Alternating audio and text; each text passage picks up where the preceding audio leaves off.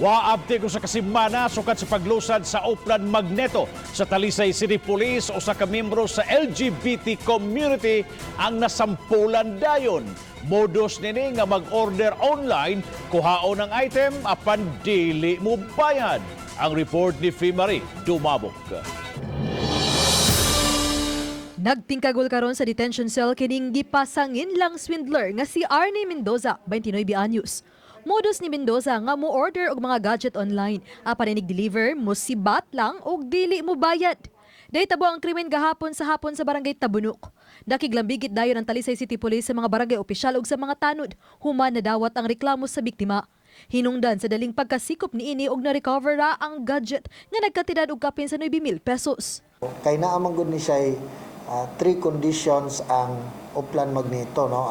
Ang first condition na is just a normal response, no.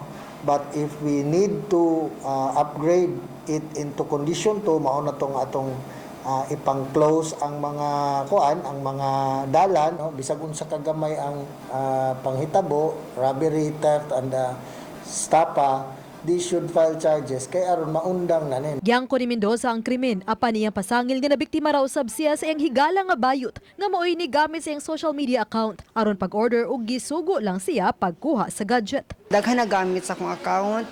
Na ako'y testigo pud nga akong amiga nga nag-trace na mo tanan nga akong amiga nga bakla mo ay nagkuan sa Facebook, nag-use nga gimit na mo nga ako nakigmit mismo. Ingon man siya ay na imit na kay kuan niya ko sige mit bayad naman daw ni siya kuya yung mo to nilakaw na ko.